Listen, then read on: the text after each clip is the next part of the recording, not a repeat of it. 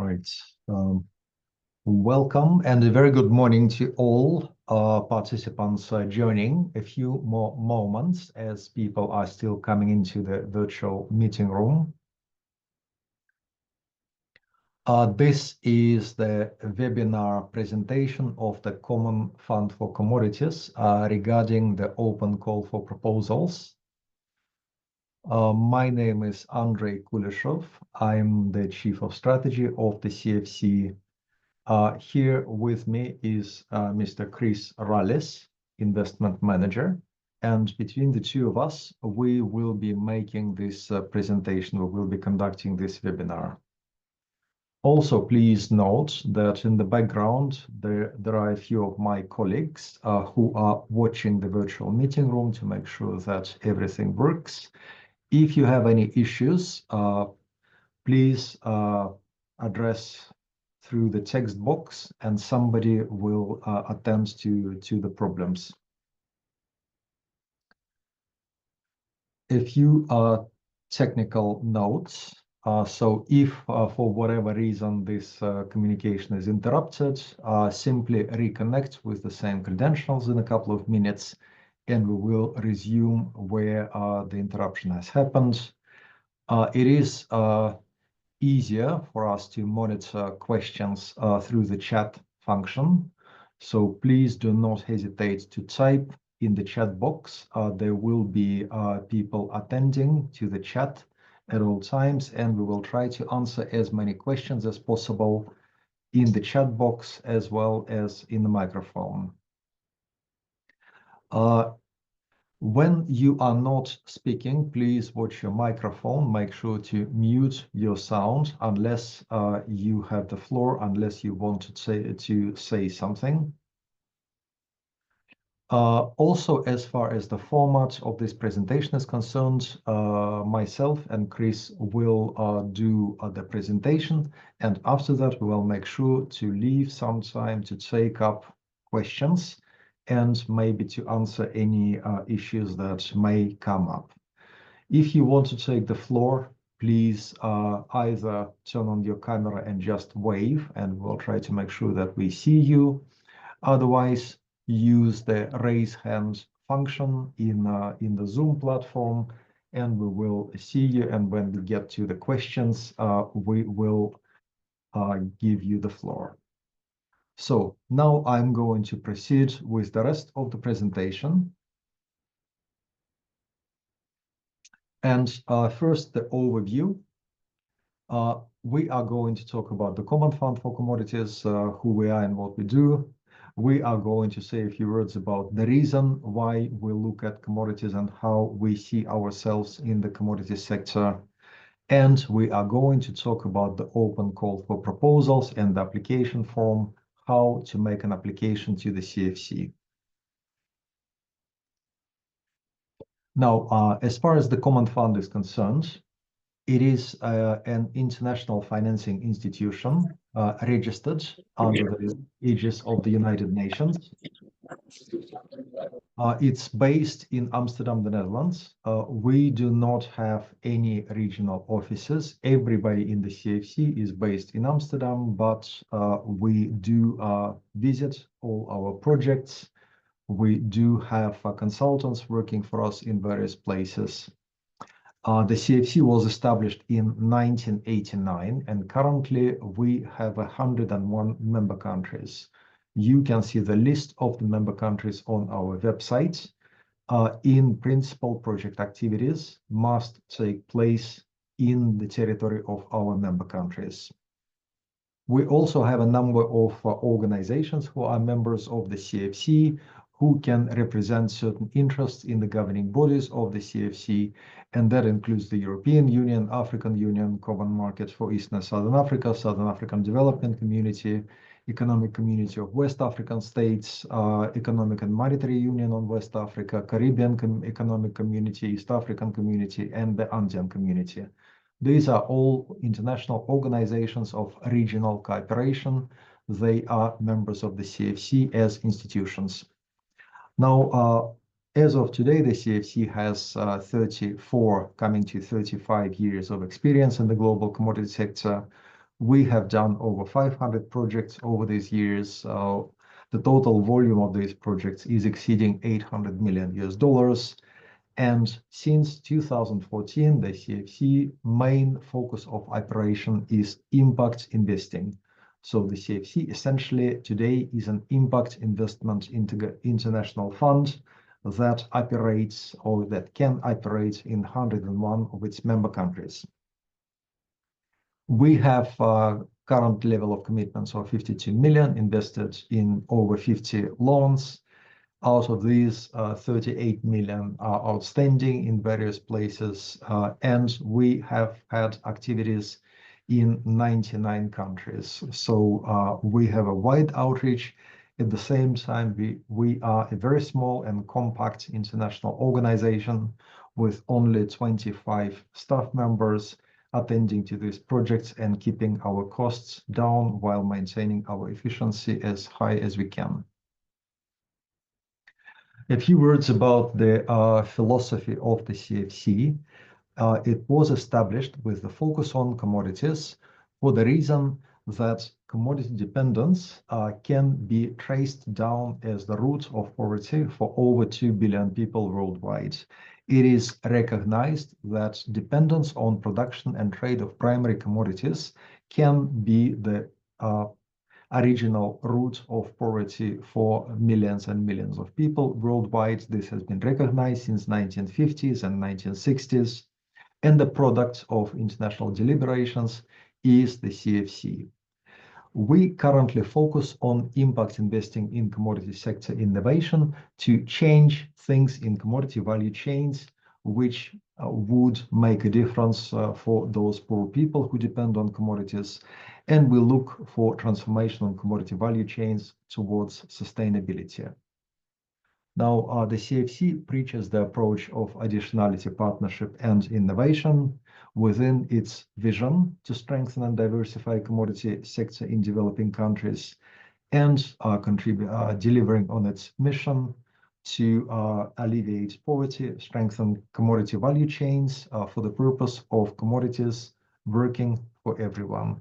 Commodities need to produce sufficient value for all the people in the commodity value chains and achieve equitable distribution of the contribution that commodities make to the global economy. The essential model of CFC operation is currently on the screen in front of you, and we may be coming back to this diagram as we go through the call for proposals. In the center of CFC operations are small and medium enterprises. This is why I hope everybody is here. CFC invests in small and medium enterprises directly to strengthen their role as the link connecting the primary producers of commodities, that is smallholder farmers, the poorest of the poor, to the markets which can produce higher value for those primary producers, essentially to international markets, could be regional markets, any markets that give a premium, that can deliver a premium to smallholders.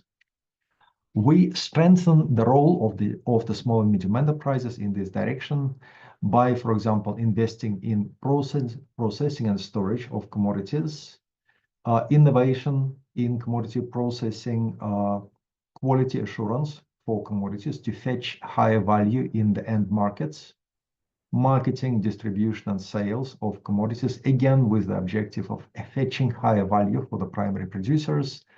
And on the sourcing side, we can invest in buying arrangements, in all sorts of aggregation schemes, logistics, provision of inputs, provision of machinery, and so on. All through small and medium enterprises, again, small and medium enterprises connecting primary producers to premium markets. The instruments that we employ for this purpose include trade finance, and that's a highly demanded interest highly demanded instruments in today's environment of rising interest rates. Capital expenditure loans, in certain cases, we can provide working capital as the fuel for the small and medium enterprises. And we have experience in some quasi-equity instruments, which may deserve a separate discussion if anybody is interested in those. So this is, again, this on the screen, I want to underline, this is the fundamental diagram. If you have a question, is my proposal suitable for the CFC? Think about this diagram, think about how the proposal fits with this diagram. If it fits, it is probably suitable for CFC financing. We can probably consider assisting your project. Moving on to the open call for proposals. And in the interest of equity for everyone, the only way to submit a proposal to the CFC is through the open call. So all proposals that we get are coming through the open call. This is the subject of today. We'll get to the details and we will go through the basic criteria and the application process. The basic criteria is agricultural commodity sector. We look at anybody who is active in agricultural commodity value chains. We do not place specific restrictions on the type of the organization that may apply through the open call. Anybody can apply. We have the minimum requirement that a legally binding agreement can be signed with the applicant, and that's the main consideration. We, as I mentioned already, will look for innovation, for positive change in the commodity value chains.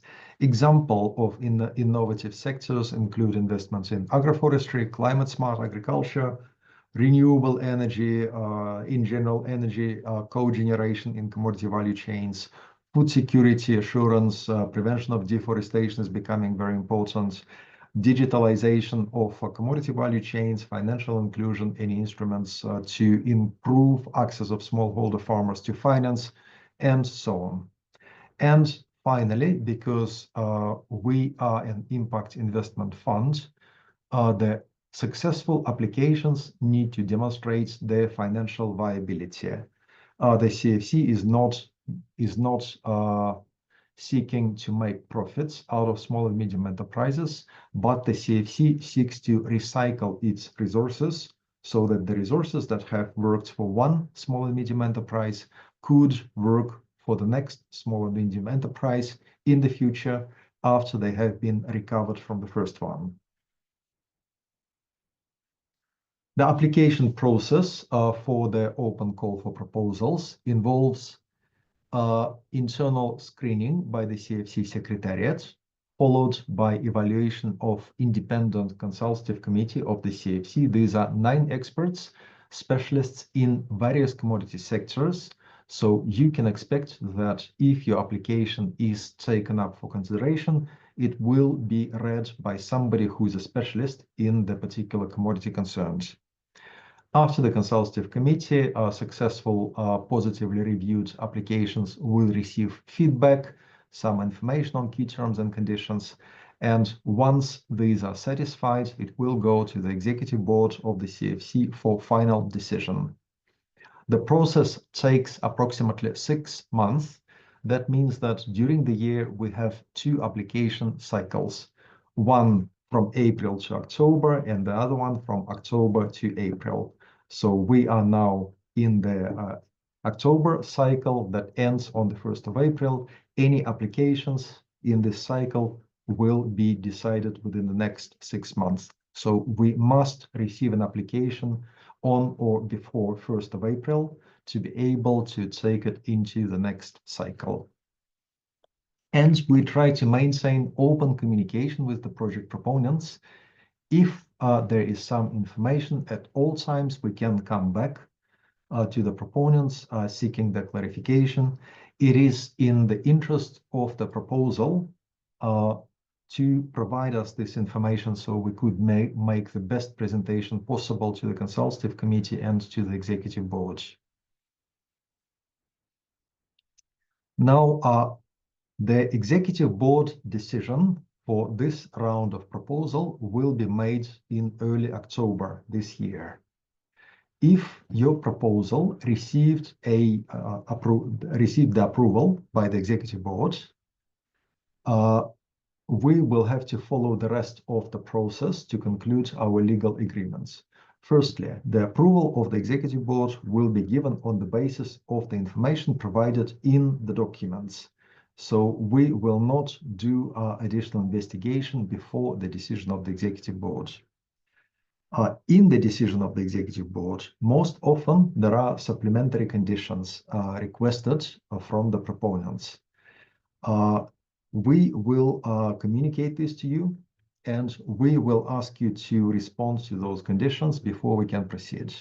Once those conditions have been assured, we proceed to the conclusion of the necessary legal documentation, starting with the non-binding term sheet, followed by on-site due diligence. Somebody from the CFC will come to verify the facts on the ground, and then we draft the contracts, the security pledges, and proceed to signing the final contracts and disbursing the money.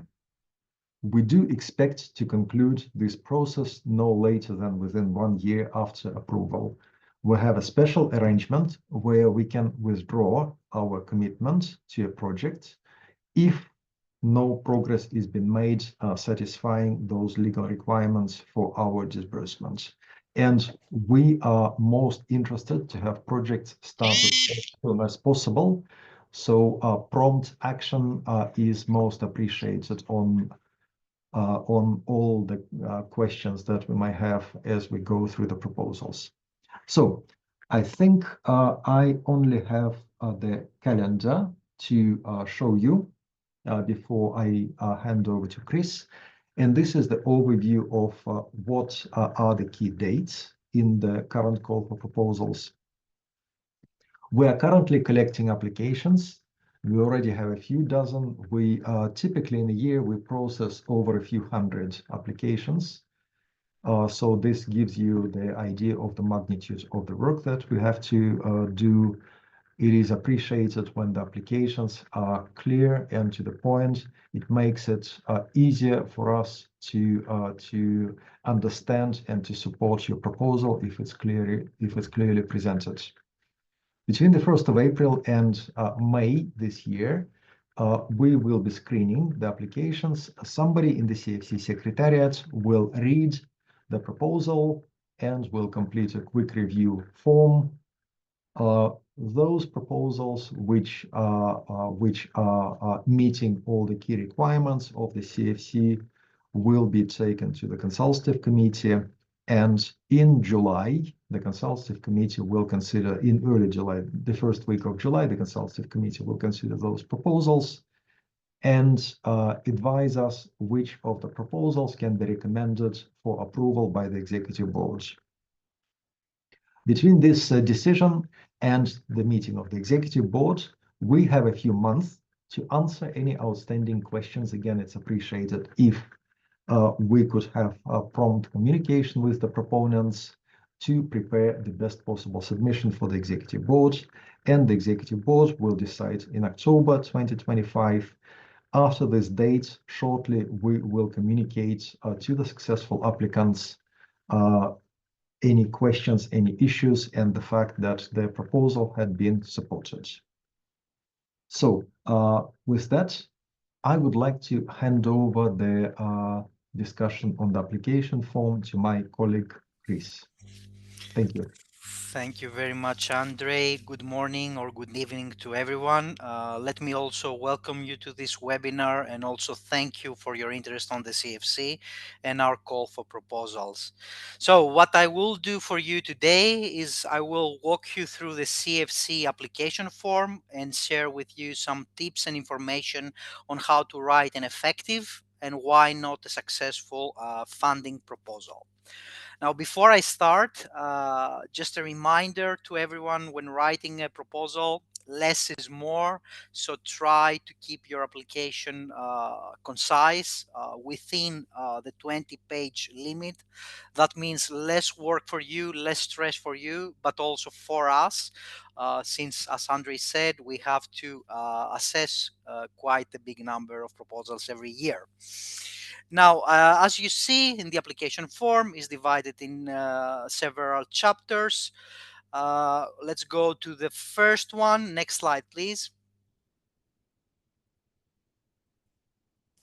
Before that, we have a few notes for you here. They are included in the application form, so you can take a look here. The most important things for you to remember is that there are no fees asked from the CFC at the application stage. We require to complete and accurate information during the application process. We correspond with only suitable proposals. We do have an exclusion list, so you could consult our website to see what is our exclusion list. And finally, we do have a confidentiality list. Next slide, please. Now let's go to the basic parts of the proposal, and we start with the first chapter of the application form, which is the organization background. Now, in the first chapter of this section, what we simply like you to do is write down the name of the organization, the legal type of the organization, who are the founders, and when and where this organization was incorporated or registered. Uh, to make it even more simple for you, just an example. The Common Fund for Commodities is an autonomous intergovernmental financial institution, was founded in 1989, and it's based in Amsterdam. That's it, nothing more, nothing less. As you see here in section 1.2, location and target markets, what you have to write here is basically the country or countries where your organization is operating in, plus what is your target market. Why do we ask these questions? Apart from understanding your business model, what we also like to know is if you are eligible for CFC financing. Probably you already know, since you are in this webinar, the CFC can provide financing only in companies or organizations that are based in CFC member countries or that they have operations in CFC member countries. If you are not sure about which are the member countries of the CFC, you can find this list in our website. Um, Chapter 1.3, brief summary of financing objective, which is the final part of this section. What calls you to do is basically write a very short summary of your financing objectives. This means that we want to know what do you want to achieve if you receive CFC financing. Let's go to the next slide, please. Perfect. The next slide, as you see, concerns the types of financing that you will be requesting from the CFC. Before I go in depth in every financing instrument that the CFC can offer to you, let me first introduce a couple of rules and informations that are very important for you to know before applying to the CFC. Now, the first rule we have here in the Common Fund for Commodities is that the CFC share of financing does not exceed 50%. That means that CFC funds should at least be matched with other sources of funding, such as loans you have, equity, or even retained earnings that you are planning to do in your company. Uh, People are often confused with this rule. So let me give a few clear examples for you to understand how this rule works. Let's say you are a company, you already have a couple of loans with some local banks, and you require extra working capital. Are you eligible to apply for the CFC? Of course you are, because your existing loans match the CFC financing. Another example, let's say you are a relatively new company, you don't have any other loans, but you do require a working capital loan. Are you eligible for CFC financing? Probably yes. Why? Because you have already undertaken an equity investment in your company. You have put money in your company to build it up, to buy machinery, equipment. So this funding can match CFC financing. In general, my advice here is to be uh, opening your thoughts, try to understand what we are asking here. And if you are still confused, you can always reach out to us and see what we can do. The second rule that we have, and that's connected with the first one, financing from other sources must be shown in the financial projections. Assets not shown in financial statements are not accepted as co-financing. So what that means? Now, if you are claiming that you already have some loans that can match CFC financing, those loans should be visible in your balance sheet. That's quite standard process, and it's easy to identify those loans in your liability parts in your financial statements. Also, if you are saying that you have done an equity investment in your company, this also should be visible in your balance sheet.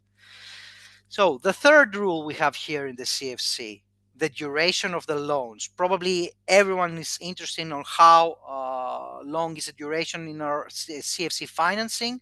So in principle, the CFC enters only in long-term partnership agreements, which means that in the end of the day, what we will be doing is that we will be signing a framework agreement for at least 3 or even 5 years with you.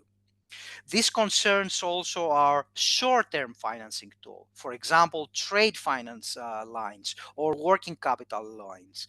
Those lines are typically 12 to 18 months, but in effect, those are annually renewable facilities for up to 5 years. So the final information that you probably be very interested, and probably the elephant in the room, how much interest rate is charged by the CFC. Now, in the Common Fund for Commodities, we have a very transparent way of assessing the interest rate that we are charging. What we do is basically taking into consideration the country credit rating plus a company specific risk premium minus the impact premium. What does that mean in practice? In reality, we are always cheaper than the local financial system, and usually we are on the cheaper side among other development finance institutions or other impact investors in the sector. Uh, Currently, in our portfolio, interest rates range between 6% and goes all the way up to 13%. But you have to consider that this involves different kinds of sectors, from primary agriculture to more advanced value chains, and also working in several fragile countries. Now, let's move to the next slide, please. Perfect. And now we start with the instrument that the CFC can offer to you. The first one, and probably the most popular instrument that the CFC has in its disposal, it's our trade finance facilities. Trade finance, this is short term financing for the execution of specific client orders. Trade finance could range from disbursement against shipping documents. That's something probably many entrepreneurs should be aware of, this kind of structure. But it could be also that the disbursement happens already at the time when a company sources its raw materials. So let's say in the coffee industry, a disbursement could happen at the time when the harvest is happening for the company. Now, what is important here for you to know is that since trade finance is always linked with the execution of specific purchase orders, what we would most probably ask from you is information about your clients. Now, why do we ask this kind of information? The reason is that those clients will have to sign a tripartite repayment instruction with the CFC and you, of course, to ensure the repayment of the loan. Of course, at the time when you will be writing the proposal, you will not have all the information. It's very hard to have this kind of information 6 months in advance. Nevertheless, a simple indication about how you usually work with your clients is sufficient at this stage. Now, why this is a very flexible facility? The big advantage of trade finance is that in those cases, the CFC will not require any other form of collateral about the purchase order. So basically, you should remember that all the flows of funding goes through the CFC. The CFC disperses money to the company, to the applicant, to execute the purchase orders, and all repayments for the client flows through the CFC back to you. So, as you understand, it's a quite flexible mechanism that offers us the ability to not ask any other form of collateral. Now, a more flexible short-term financing tool is our working capital facilities. Uh, those are facilities where the CFC basically exercises less control over the cash. Nevertheless, in this case, what we will be requiring is a stronger collateral. That could be a pledge in inventory, it could be a collateral management structure, it could be also a third party guarantee or a pledge or on any other assets. Now, the rule of thumb here that you should keep in mind is that the longer the cash cycle of the company, the more securities we're likely to ask from you. Should note that for both trade finance facilities and working capital facilities, the um, ticket sizes range from USD 300,000 to up to 2 million USD. We can do loans in hard currency only, either in USD or in euros.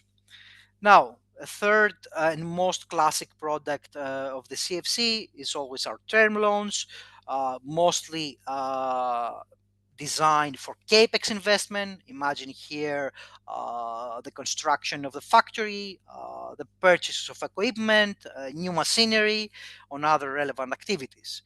Now, the ticket sizes are the same as in trade finance and working capital, but here our tenure is usually 2 to 7 years, and we also offer a 2 year grace period.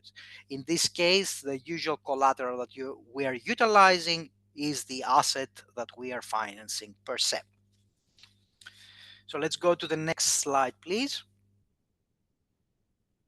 Perfect.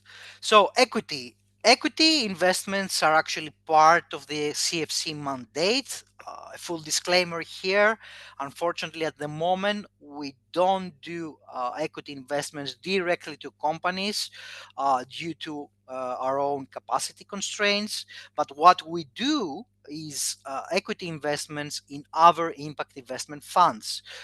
We try to provide support to funds, impact investment funds, with a riskier profiler than the CFC.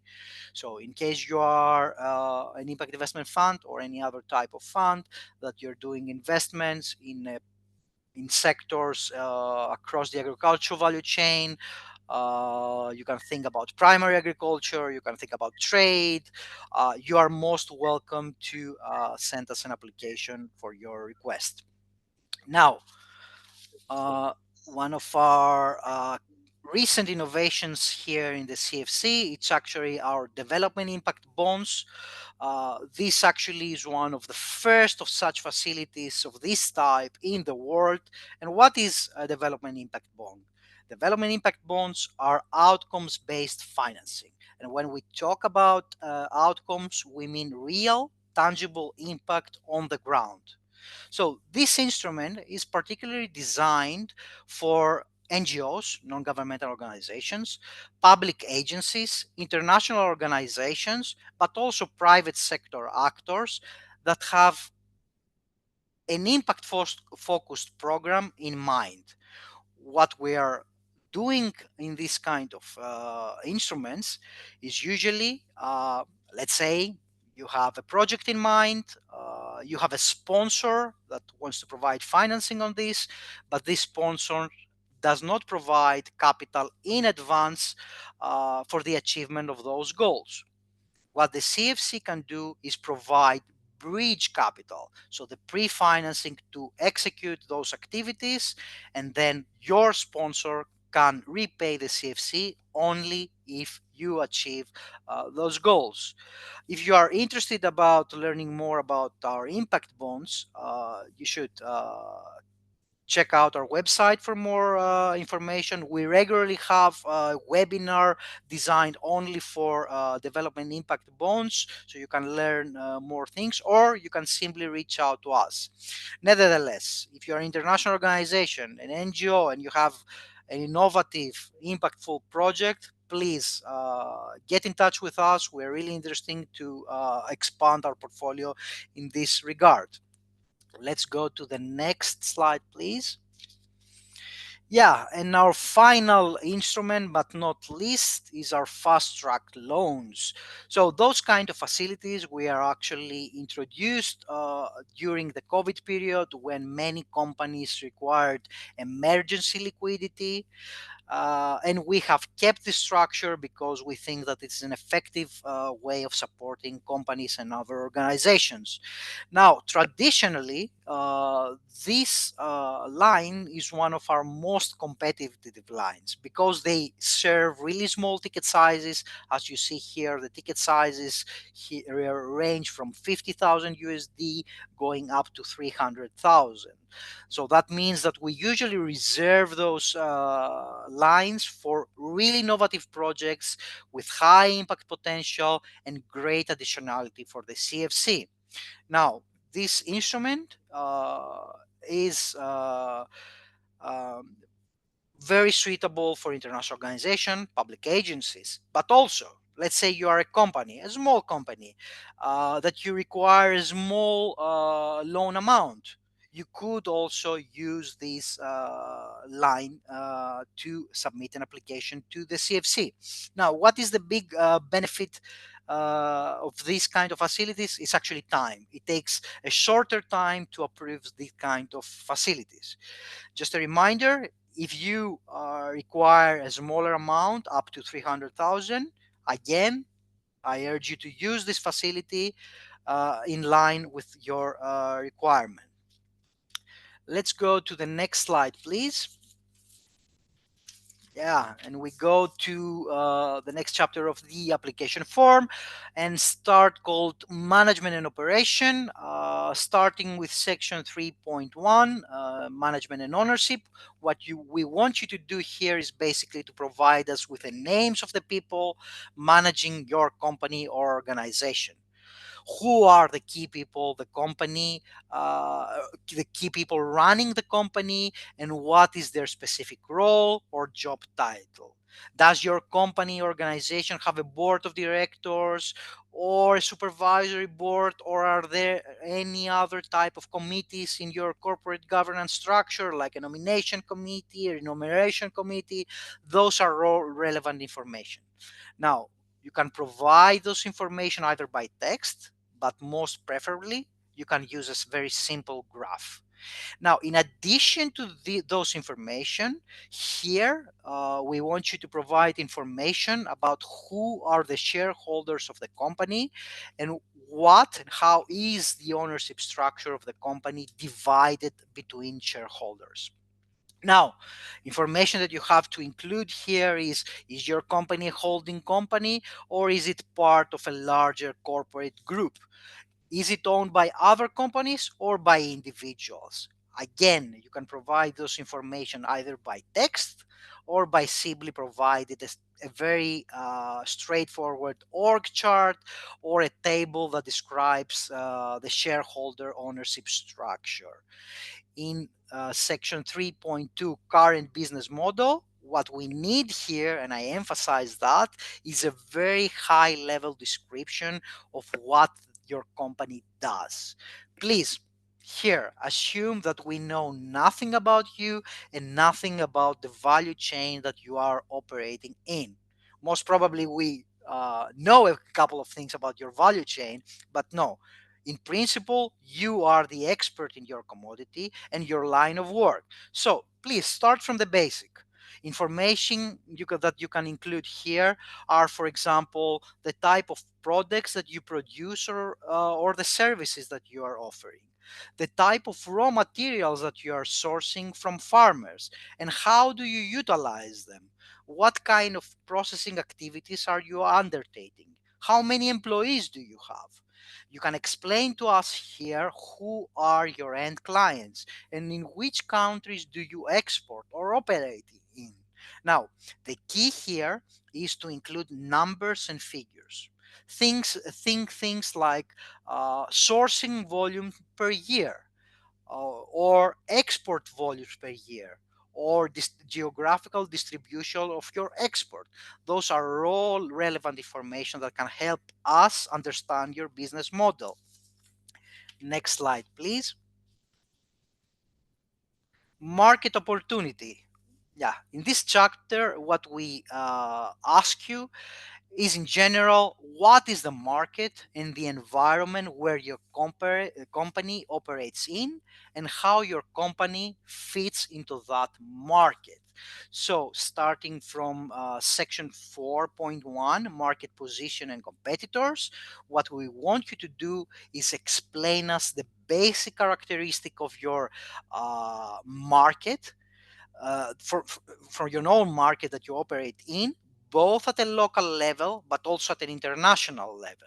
Think information such as, is it a very competitive market? Are there many companies doing the same thing as you, or are you the only company offering this specific product or service? Uh, at your country, region, or internationally. Now, other things that you could consider including in this part is price competition. How does price competition looks in your country or in your market? Are prices very competitive and volatile, or is the price mechanism what is the price mechanism in your sector? Is it a spot market, or is it based in long term agreements? Please also explain to us in details the product you offer and describe to us your main competitors. Now, here you can actually include a number of your competitors. And if you are aware of, or if you have other information, for example, about the volumes in market and their share in market, feel free to include that also. This gives us an overview of the whole market and we see how you fit in that market. Now, a quick tip here, those kind of information are usually available in public websites. An example, for instance, in Uganda, if you are working in the coffee sector, the local coffee development authority has a list of all traders in the country with volumes and export activities. So this is information that you can find. If you cannot find those information, that's fine. Just describe as the market. Now, let's move section 4.2, key strengths of your business model.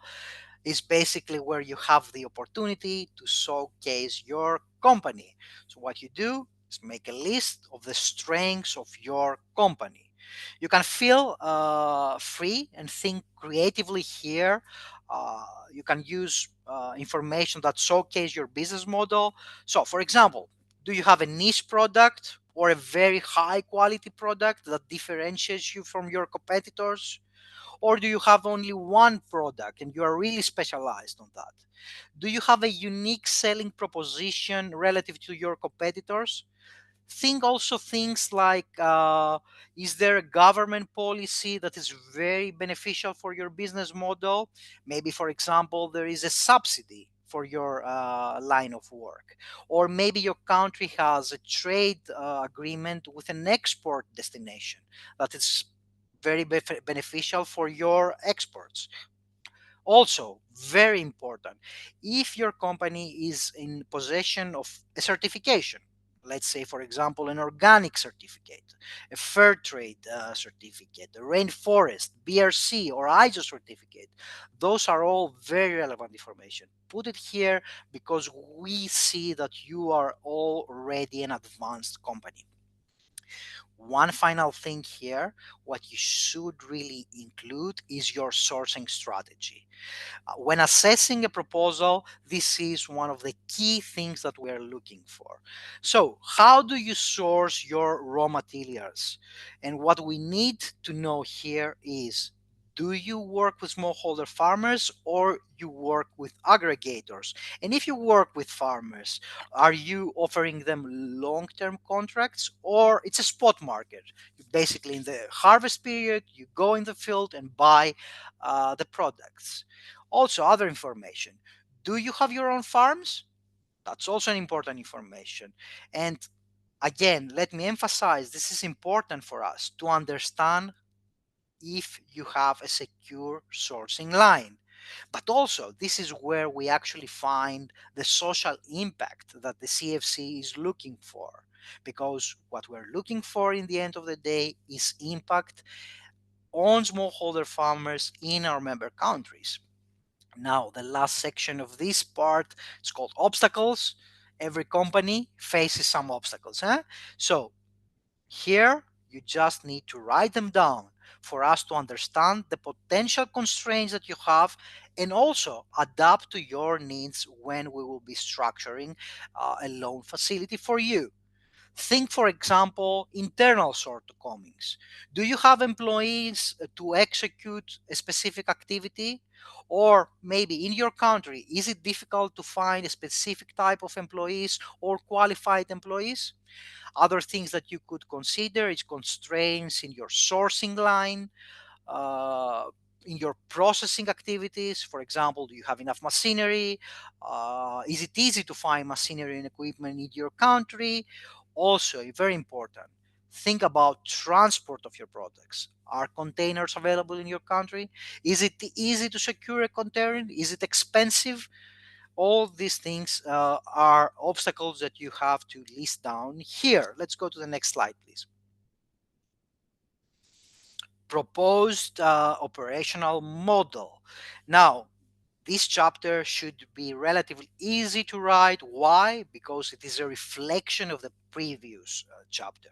What we want you to do here is to think how will the company look like in the future after acquiring CFC funding. So starting from section 5.1, would there be any changes in your business after receiving CFC financing? For example, would you be changing your business strategy? Are you going to introduce new products, services, or new innovative products? Are you going to expand your business model in different directions? And also in section 5.2, what will be the impact of CFC financing in your client base? Are you going to work with new clients or are you going to work with the same clients? Are you going to open new markets for your company, new market destinations? All these things are very relevant and also connected with our final financing offering to you. Also, you have to see what will be the impact of CFC financing in your supply line. For instance, are you going to onboard more farmers in your sourcing network, or would you be simply sourcing higher volumes from your existing sourcing partners?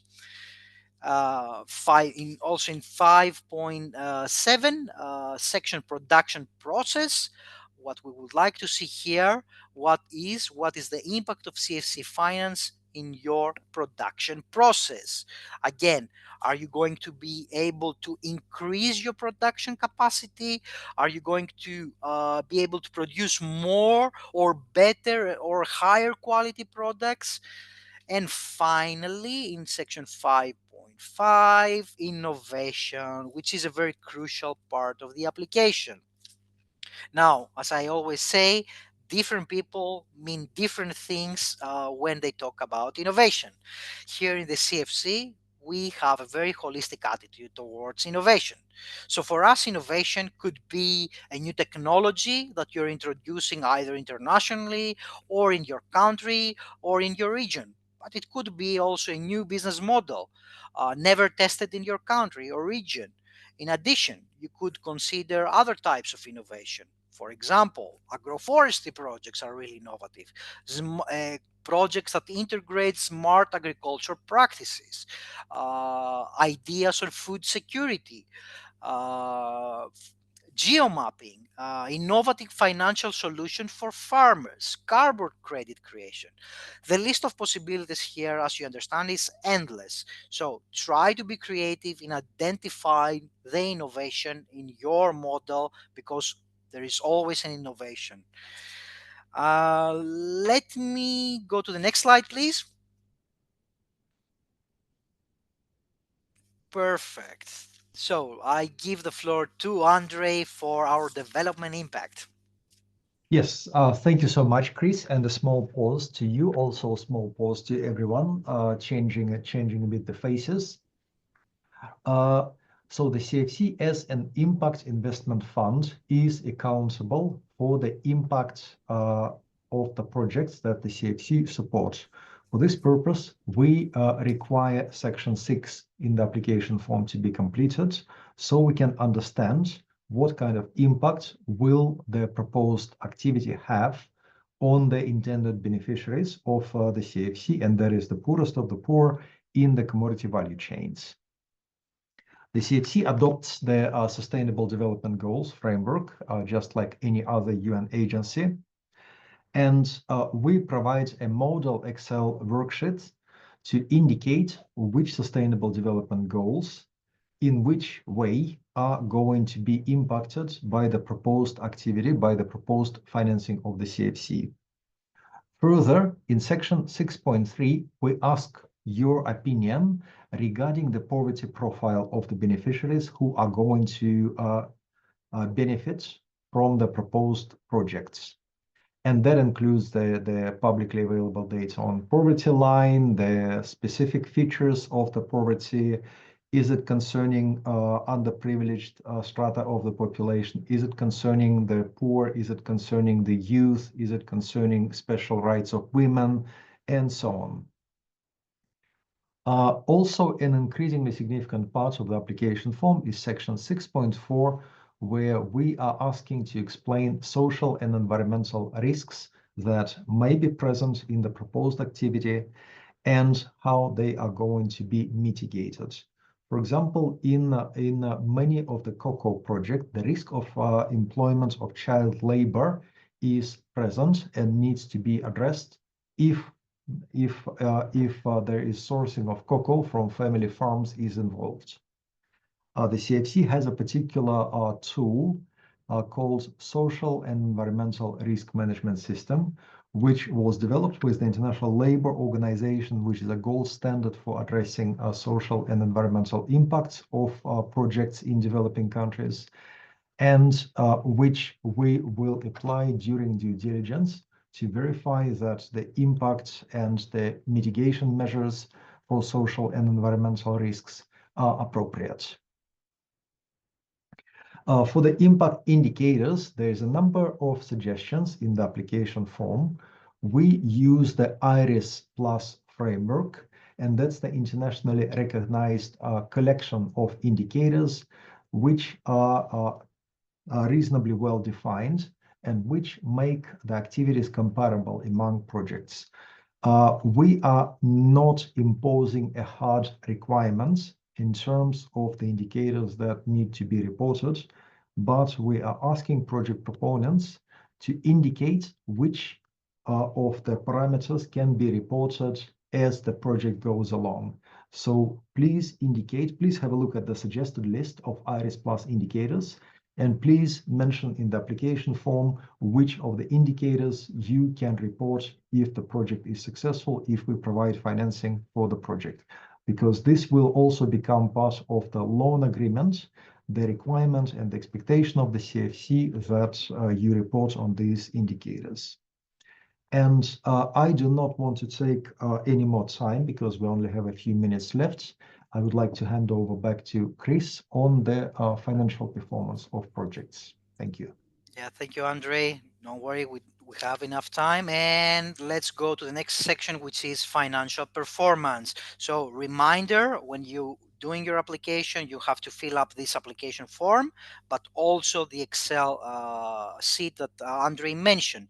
So, in the Excel sheet is actually where you fill out your historical financial information and your projections. So, in the application form, What we want you to do is not fill up again the financial information. What we need is the story behind the numbers. What we require is just a few bullet points in section 7.1 and 7.2 that describe what is happening in your financial statements. For example, if you had the sales growth at 10% for the last 3 years, what was the reason of that? Pricing, increase in exports, and also for your projections. If you're saying that I'm expecting a 15% increase in my growth, what is the assumption behind that? Do you expect an increase in demand for your product or an increase in the prices of your product? Also, in section 7.3, which is for me one of the most important sections of the application form, is sources of funding and additionality for the CFC. What we ask you here is basically a list of your existing financiers, the existing loans that you have either with local banks or international investors. So what you can do here is basically provide us a very simple template that includes the names of the banks and investors that have provided you with you a loan, the amounts of the loan, the maturity date of each loan, and the collateral you have used in this case, plus the interest rate that you are paying. Now, you would ask, why does CFC ask that? Is it to bargain for the interest rate in the future? No. What we want to see here, we want to identify the additionality that the CFC can offer in your case. And this allows us to structure a better and more tailor made facility for you in the future. The last part of this section, 7.4, calls you to write down the main risks and the mitigants that you have in your value chain. For example, a very common risk that you can use in this case is the currency exchange risk. We live in a very volatile macroeconomic environment, and prices and currencies are going up and down all the time. What would be a mitigant there? Maybe you are selling your product in a hard currency. Let's say you're a coffee exporter, you are selling your products in USD, so you have a mitigant. Also, another risk that you might consider, climate change, very common risk in agriculture. Heavy rainfalls and droughts can impact production. A very good mitigant there could be that you use an advanced form of seedlings, or maybe your variety of products are climate change resistant, or you simply follow smart agriculture practices. And let's go to the next slide, please. Yeah, here we have a snapshot of the Excel sheet that you have to fill in with your financial information. It's a very simple P&L statement.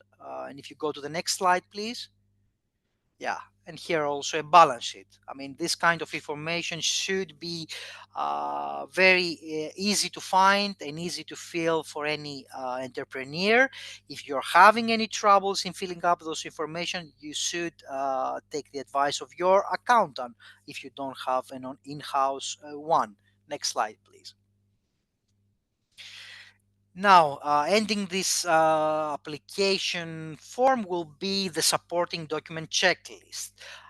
A tip here, I always advise people to start and finish their application with this short supporting document checklist. So we have for you some required forms that we need, and also some that are not mandatory but recommended. So in the required forms, we ask for audited financial statements at least for the three latest financial years.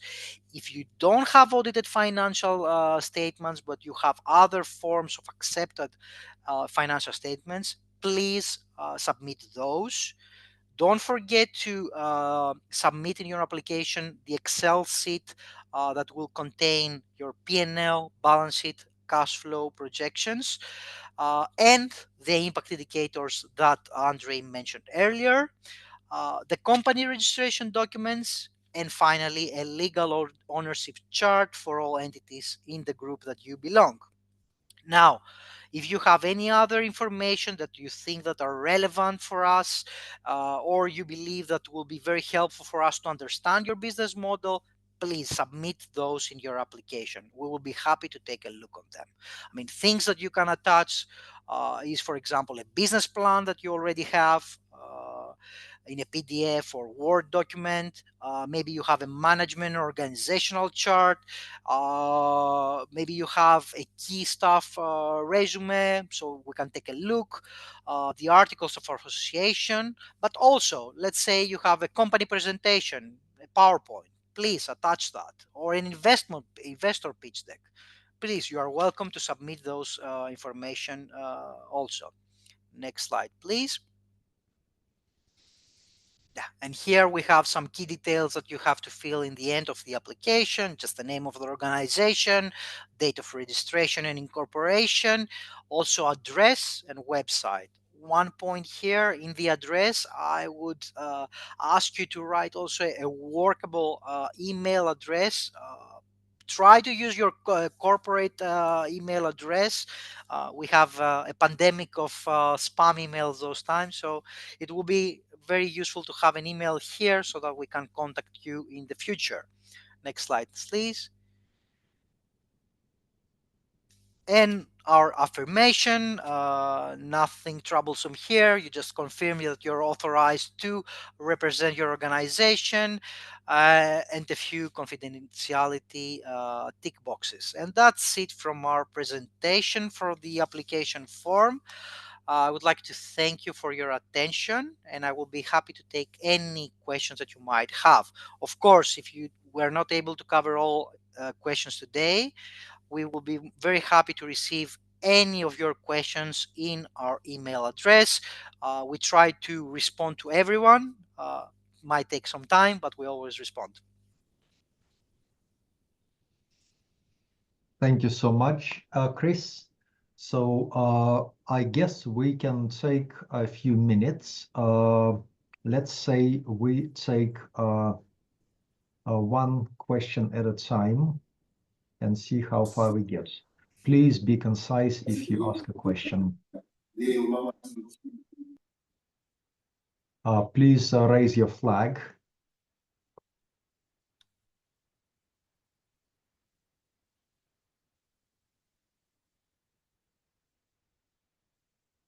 I do not see any requests for the questions.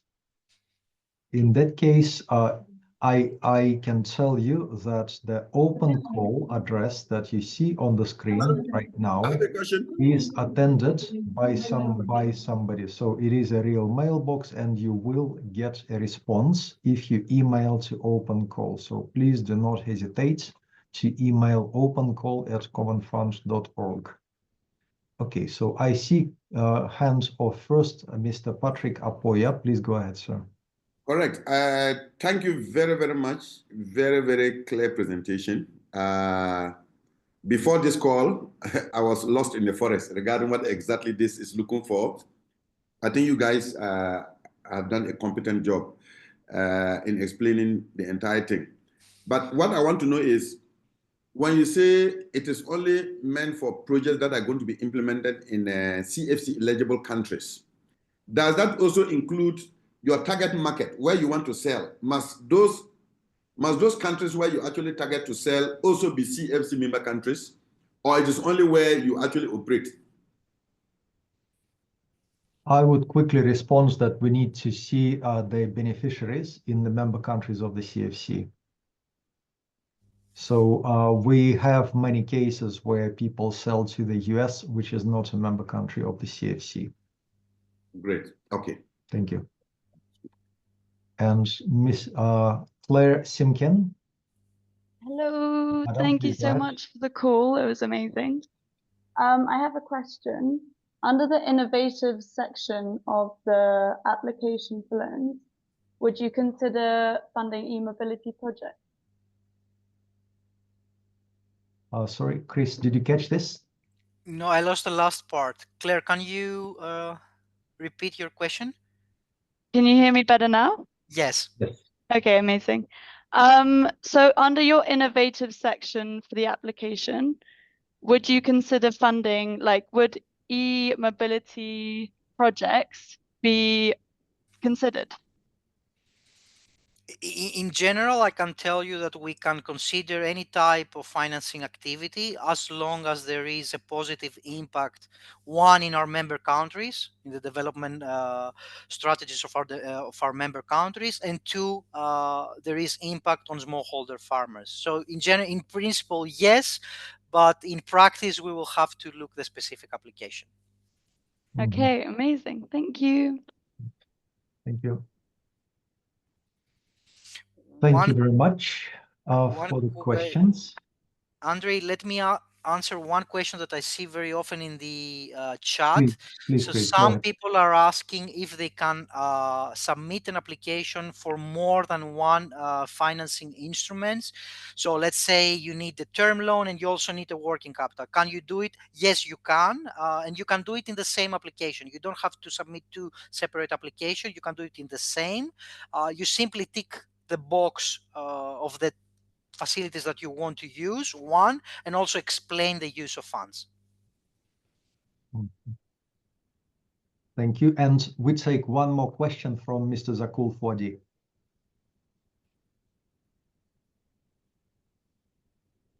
Please go ahead. Hello, it's a very good call. I'm Zaki from Indonesia. I have two questions. First question is, how about the interest rate? How much the interest rate? And the second question is, how much the budget for the loan and the grant can we request? Thank you. Okay, I will take it from the end. So we're not talking about grants, we're talking about concessional loan financing. That's one. I mean, for the interest rate, we already discussed that. We have a very transparent way of looking at it. But in practice, we cannot tell you a number at the moment. Why? Because we don't know your business case. We don't know with which country you operate. We don't know how the market looks in your country. So all our loans are tailor-made. So we go case by case in looking for the interest rate. I mean, I gave an indication earlier. You can also look back to the recording and see my explanation of how do we calculate the interest rate. Okay, thank you, Chris, for that. And absolutely the last question from Chikudi Ojay. Please go ahead. Okay, good morning and thank you for the opportunity. Good presentation. Sorry I joined a bit late, but my question is this. Does CFC consider applications from early stage agricultural enterprises with self-financing capacity, or is broad operational history requirement? Thank you. Okay, I think I understand what you're asking for. Yeah, we can consider an application as long as in our member country, one, and there is an impact on smallholder farmers. That's the basic requirement we have for everything. Now, operational history, of course, we're looking for projects that are financially viable.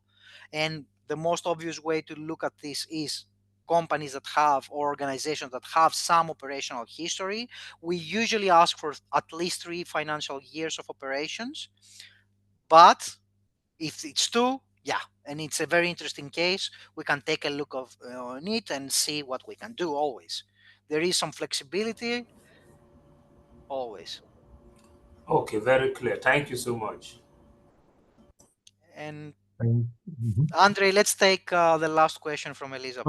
Okay, let's the last question. Yes, thank you. Good morning. Thank you. I have two questions. Is there any financial, if Colombia is into the 101 countries that are affiliated to you, and if you make loans or financial methods into the into agricultural or educational purposes? Yeah, Colombia is a member country of the CFC. Again, we have the list of our member countries in the website, so you can find all the information about my member countries.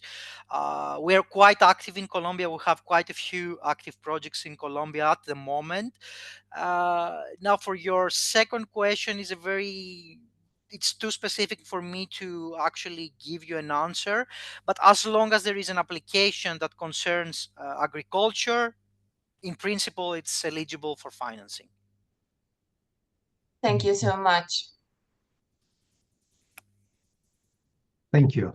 And to Ashani Chitaragani, sorry, I would advise please email us at the open call if you have a very short question. Please go ahead. Okay, I just want to ask because we are applying from the non-profit organization, as we don't have the much funding for the some other profitable organization. Would it be affected to us for the non-qualified basis? So then, because we don't have much corporate funding. Yeah, I mean, again, it's a very specific question, so I cannot answer to you specifically.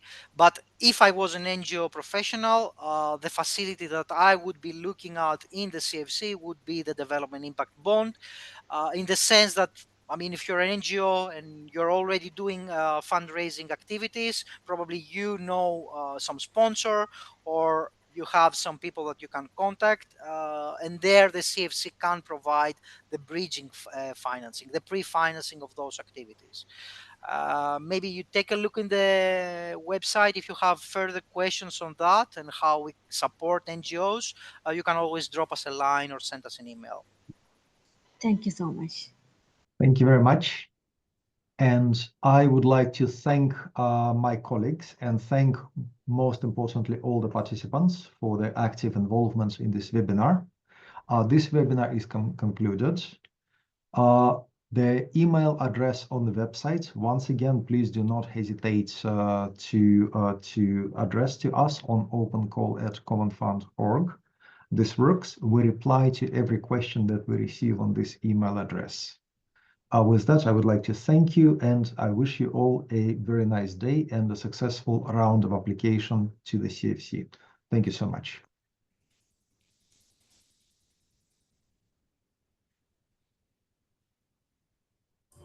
Thank you. Bye.